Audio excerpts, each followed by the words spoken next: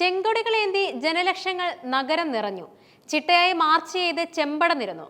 അറബിക്കടലിന്റെ ആരവത്തേക്കാൾ തീക്ഷ്ണമായിരുന്നു അലയടിച്ചുയർന്ന മുദ്രാവാക്യങ്ങൾ. CPM സംസ്ഥാന സമ്മേളനത്തിന് സമാപനം കുറിച്ചുള്ള റാലിയിലും പൊതുസമ്മേളനത്തിലും പങ്കെടുക്കാൻ ഇരമ്പെത്തിയ മനുഷ്യ മഹാസാഗരം ജനമുന്നേറ്റത്തിന്റെ പുതുചരിത്രമായി. കിഴക്കൻ മലയോരത്ത് നിന്നെത്തിയ തോട്ടം തൊഴിലാളികൾ മുതൽ തീരത്തിന്റെ സ്വന്തം സേനയായ മത്സ്യത്തൊഴിലാളികൾ വരെ, കശുവണ്ടി കയർ പരമ്പരാഗത മേഖലകളിൽ നിന്നുള്ളവർ മുതൽ തൊഴിലുറപ്പ് തൊഴിലാളികൾ വരെ, വിദ്യാർത്ഥികളും യുവജനങ്ങളും പ്രൊഫഷണലുകളും അറബിക്കടലിന് സമാന്തരമായി ഒഴുകി നീങ്ങിയ മനുഷ്യ മഹാസമുദ്രം അഷ്ടമുടി തീരത്തെ ആശ്രാമം മൈതാനം ചെങ്കടലാക്കി. വർഗീയവാദികൾക്കും വെറുപ്പിന്റെ ശക്തികൾക്കും ഈ മണ്ണ് വിട്ടുകൊടുക്കില്ലെന്ന പ്രഖ്യാപനവുമായി. ഞായറാഴ്ച രാവിലെ തന്നെ വിവിധ ജില്ലകളിൽ നിന്നെത്തിയവർ നഗരം നിറഞ്ഞിരുന്നു. അതിർത്തിക്കപ്പുറം മംഗളൂരുവിൽ നിന്നും കന്യാകുമാരിയിൽ നിന്നുള്ളവരും കൊല്ലത്തെത്തി. കൊല്ലം ജില്ലയിൽ ലോക്കൽ കമ്മിറ്റികളുടെ ബാനറിന് കീഴിൽ ചെറു പ്രകടനങ്ങളായാണ് എത്തിയത്. QAC ജംഗ്ഷൻ, ഹൈസ്കൂൾ ജംഗ്ഷൻ എന്നിവിടങ്ങളിൽ കേന്ദ്രീകരിച്ച് റെഡ് വോളണ്ടിയർ പരേഡും ആരംഭിച്ചു. ജില്ലാ വോളണ്ടിയർ ക്യാപ്റ്റൻ S. ഷബീറും വൈസ് ക്യാപ്റ്റൻ റിയ സുരേഷും നയിച്ച 1,00,000 ലക്ഷം പേരുടെ ചുവപ്പ് സേനാ മാർച്ച് നഗരത്തിന്